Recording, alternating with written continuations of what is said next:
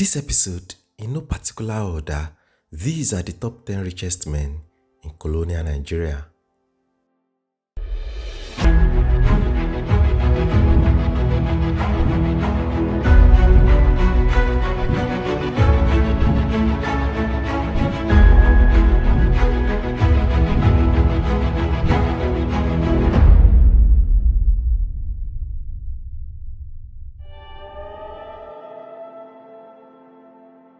One, James Pinson Labulo Davis.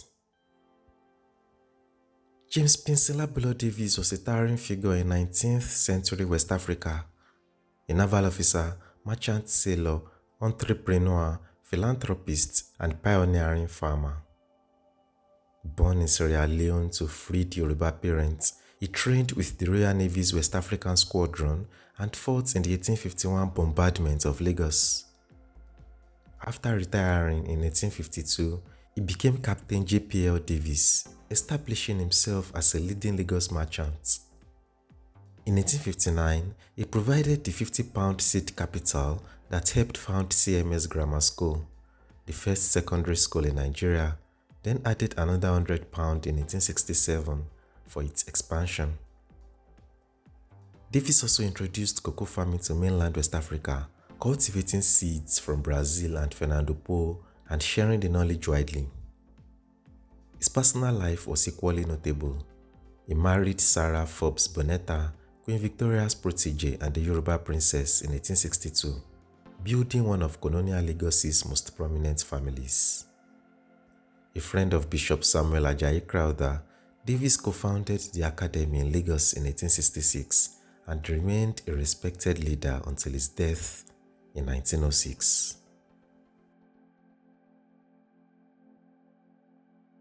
Number 2. Richard B. Blaze. When Richard B. Blaze died in 1904, he left behind an estate valued at £60,000, equivalent to approximately £9.3 million today. Blaze was a prominent Nigerian businessman, politician, newspaper publisher, and financier whose influence reshaped colonial Lagos. Born in Freetown, Sierra Leone, to a Creole family of liberated Yoruba slaves, he began as a printing apprentice before moving to Lagos in 1862. He then transitioned into import-export trading across the Niger River, eventually becoming one of West Africa's wealthiest merchants and joining the Lagos Chamber of Commerce in 1888. In 1880, he founded the Lagos Times and Gold Coast Colonial Advertiser and later the Lagos Weekly Times, using his press to champion education, African representation, self-government, and the separation of Lagos from the Gold Coast. Blaze also ventured into finance and real estate, reinforcing his wealth with a strategic shift to money lending and property investment. His political clout was most starkly seen in 1901 when he introduced Eshugba Ayeleko to Governor MacGregor, influencing the selection of the Oba of Lagos. Settled and family-minded, he married Emily Cole, fathered 6 children, including the philanthropist Charlotte Obasa, and left a powerful legacy at his death on September 21, 1904. He was 58.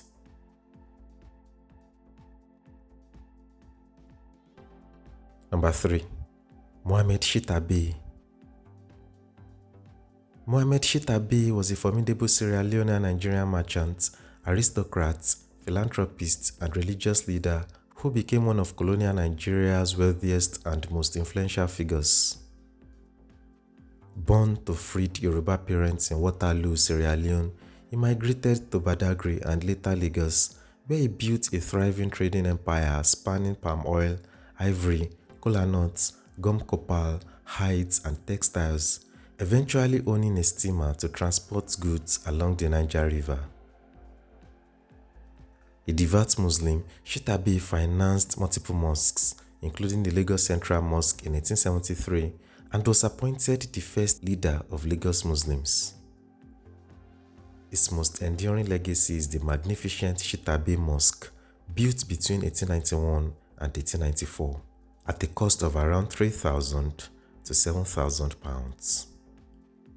at its grand inauguration on July 4, 1894, attended by the governor, the Oba of Lagos, Edward Blyden, James Labolo Davis, Richard Blaze, and even the envoy of the Ottoman Sultan. Shita was honored with the Ottoman Order of Medjugorje and granted the title Bey. He was thereafter known as Mohammed Shita Bey. He passed away exactly 1 year later on July 4, 1895, but his mosque endures as a national monument, symbolizing his faith, philanthropy, and commercial acumen.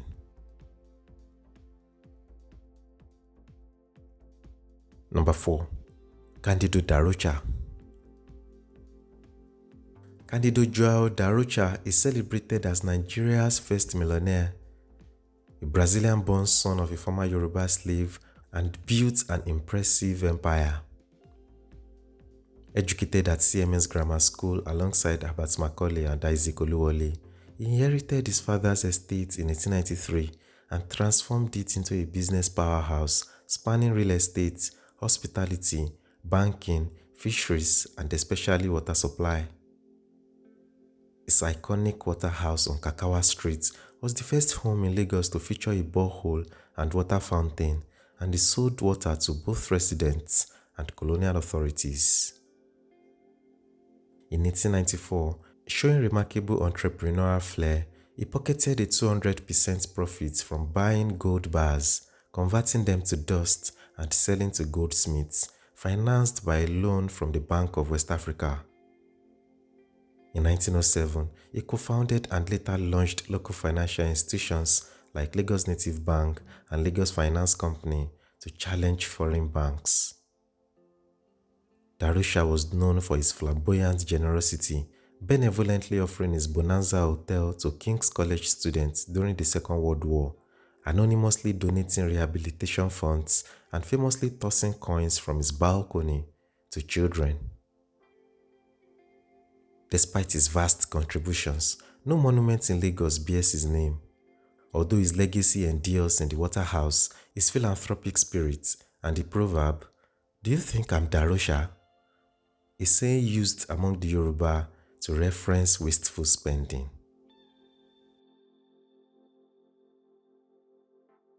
Number 5. Alhassan Dan Tata.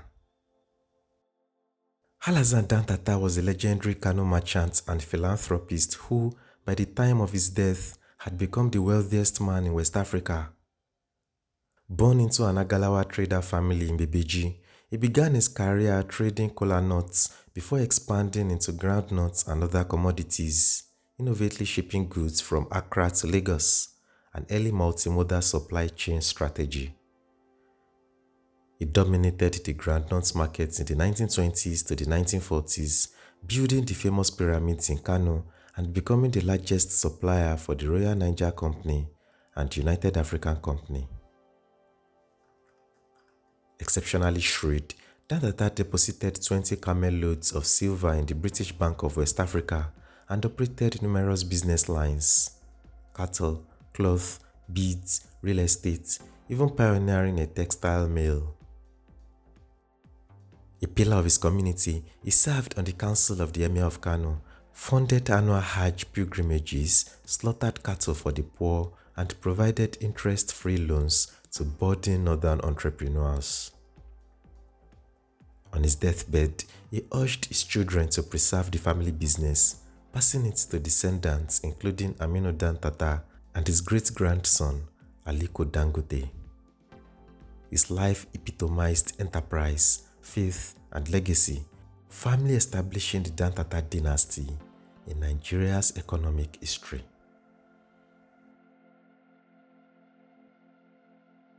Number 6. Louis Ojukwu. Sir Louis Philip Odumegu Ojukwu was a towering figure in colonial and early post-colonial Nigeria, often celebrated as Nigeria's first billionaire. Arriving in Lagos in 1929 from Nnewi with just a few pounds, he swiftly built an expansive empire, founding Ojukwu Stores, Ojukwu Textiles, and the Ojukwu Transport Company, which at its peak operated over 200 trucks and supported British logistics during the Second World War. diversifying into cement, stockfish, real estate, banking, shipping, insurance, and more. He held key roles such as founding president of the Nigerian Stock Exchange in 1960 and board member of giants like Shell, Guinness, and the Nigerian National Shipping Line. Sir Louis Ojukwu epitomized indigenous ambition and success. His legacy extends beyond business.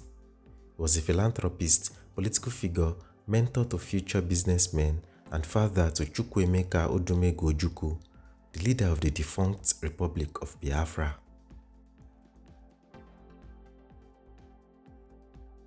Number 7. Timothy Adeola Odutola. Chief Timothy Adeola Odutola was a trailblazing Ijebu-Ode businessman, industrialist, philanthropist, and political leader who built one of colonial Nigeria's first indigenous business empires. After starting as a clerk in Lagos and the Ijebu Native Administration, he ventured into commerce in the 1930s, trading fish, damask, cocoa, and palm oil, and owning transport fleets and storage facilities. By the 1940s and 1950s, Odutola had diversified into sawmilling, gold mining, rubber goods, and tire retrading, launching factories in Ibadan, Kano, and Onitsha. Honored with an Order of the British Empire in 1948 and later serving as the first president of the Manufacturers Association of Nigeria in 1971, Odutola also founded schools including Oluyiwa College, later Adeola Odutola College, and endowed university chairs in Lagos and Ibadan. Politically active, he represented Ijebu in the Legislative Council and Western House of Assembly and hosted Queen Elizabeth II at his Onibudo house in 1956 during Her Majesty's royal visit. Chief Odutola died on April 13, 1995. He was 92.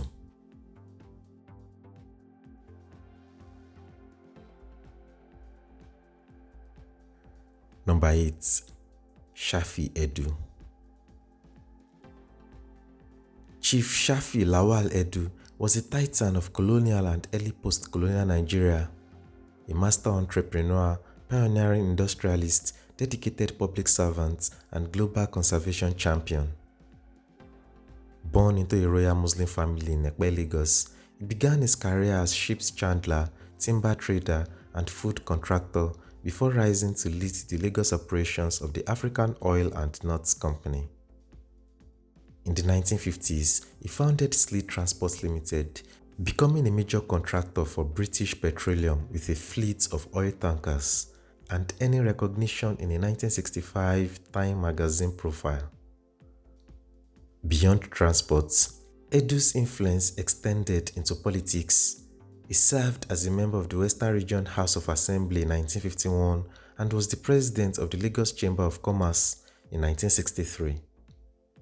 Later in life, he turned his attention to conservation, founding the Nigerian Conservation Foundation in 1980 after serving on the council of the World Wildlife Fund and initiating national environmental advocacy. At his death on January 8, 2002, a day after his 91st birthday, Chief Shafi Lawal Edu left behind a formidable legacy of business excellence, public service, and environmental stewardship. A true pioneer whose story remains essential to understanding Nigeria's rise. Number 9. Salami Agbaje. Chief Salami Agbaje was an outstanding indigenous businessman and the wealthiest man in Ibadan, in colonial Nigeria. Agbaje was the first person in Ibadan to own a car and a two-story house built from cement. Born in Lagos to Islamic scholars, he initially worked as a tailor before seizing the opportunity presented by the arrival of the Lagos-Ibadan Railway in 1901 to supply timber for its construction. He smartly reinvested his profits into cocoa, palm kernel, and other agricultural produce, becoming one of the few Africans to import and export goods and pioneering several businesses in Ibadan, including the first private motor garage, cinema, and a two-story cement building. Known for his fierce independence and reluctance to follow traditional expectations of public largesse, Agbaje faced backlash from the Ibadan elite and even legal challenges when he vied for the Olubadan throne in 1949, but he was cleared. Married to 10 wives and a devoted father, Chief Salami Agbaje invested heavily in his children's education, who went on to become professionally prominent, a doctor, lawyers, and a Supreme Court justice. His monumental colonial-era mansion in Bere, Ibadan, still stands today as a testament to his economic ingenuity and enduring legacy in modern Yoruba society. Number 10. Sir Mobolaji Bank Anthony. Sir Mobolaji Bank Anthony was a towering figure in mid-20th century Nigeria, one of the country's richest and most influential businessmen who helped pioneer indigenous industrialization.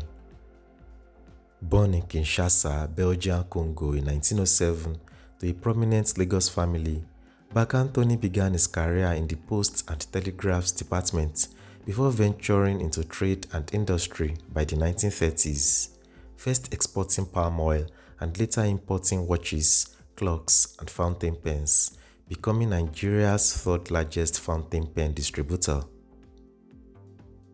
In the post-war era, he led the wave of Nigerian-European joint ventures and served as council president of the Lagos Stock Exchange, sitting on numerous boards, earning an Order of the British Empire Award in 1957, Knight of the British Empire Award in 1963, and the Nigerian National Honor Commander of the Niger in 1979.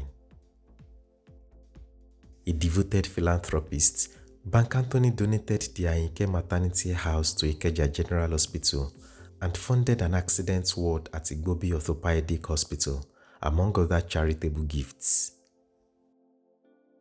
Sir Mobolaji Bank Anthony passed away on May 26, 1991. He was 83. He epitomized an entrepreneurial spirit, leadership in both business and civic spheres, and the legacy of giving, earning an expressway Lagos and a statue in his honor.